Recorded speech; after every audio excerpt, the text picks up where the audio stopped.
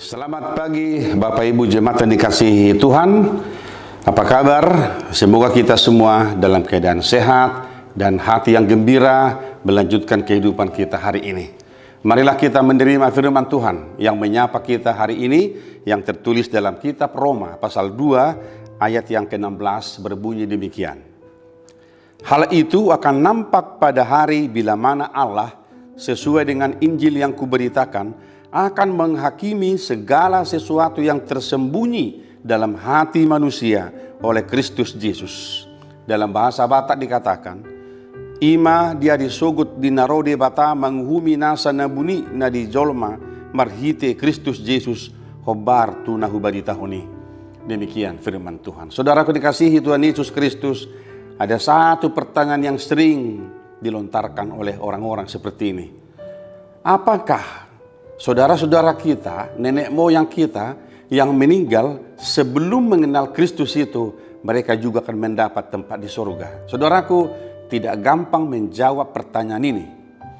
Tetapi firman Tuhan dalam kitab Roma pasal 2 ini akan membantu kita memahami bagaimana orang-orang yang tidak memiliki hukum Taurat, yang tidak mengenal hukum Taurat itu, tetapi dalam kehidupan mereka, Paulus katakan mereka justru melakukan apa yang dituntut oleh hukum Taurat.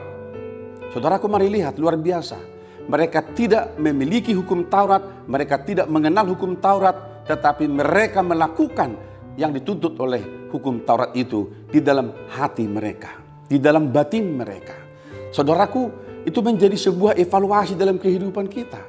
Jika Paulus berkata seperti itu, bahwa orang yang tidak mengenal Allah itu, yang tidak mengenal hukum Taurat itu, mampu melakukan tuntutan hukum Taurat itu meskipun mereka tidak memiliki hukum Taurat, maka pertanyaannya adalah bagaimanakah orang Kristen yang telah menerima hukum Taurat, mengenal hukum Taurat, apakah kita sudah melakukan tuntutan hukum Taurat itu dalam kehidupan kita? Ini menjadi sebuah evaluasi iman dalam kehidupan kita, saudara-saudara. Bapak Ibu jemaat yang dikasihi Kristus, disinilah firman Tuhan berkata kepada kita hari ini, bahwa bila mana pada akhir zaman, pada akhirnya firman Tuhan berkata sesuai dengan Injil yang kuberitakan itu, maka Tuhan akan menghakimi segala sesuatu yang tersembunyi dalam hati manusia. Saudaraku, mari kita catat, Allah akan menghakimi apa yang tersembunyi dalam hati manusia. Maka kalau Paulus berkata dengan mulut kita mengaku, dengan hati kita percaya, maka sebenarnya ini menjadi sebuah pertanyaan bagi kita. Apakah yang kita sampaikan dalam ucapan kita, dalam mulut kita tentang pengakuan kita kepada Tuhan, itu juga menjadi yang tersirat di dalam hati kita? Bahwa dengan mulut kita mengaku, dengan hati kita percaya kepada Tuhan. Saudaraku dikasihi Yesus Kristus, ini menjadi evaluasi dalam kehidupan kita sekarang. Ketika kita menantikan hari Tuhan akan datang, ketika kita menantikan Kristus datang kembali kedua kali, maka hari ini kita juga mengevaluasi diri kita. Bagaimanakah tuntutan firman Tuhan itu boleh kita lakukan dalam kehidupan kita sehari-hari.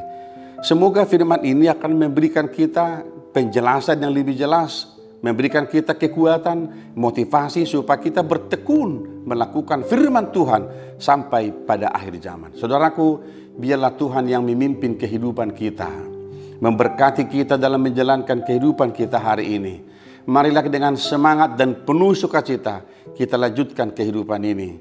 Biarlah kita berdoa supaya Amanginang, jemaat HKBP Duren Sawit, dimanapun kita berada, yang mungkin dalam keadaan kurang sehat, dalam segala kelemahan, Tuhan berikan kekuatan kepada Amanginang.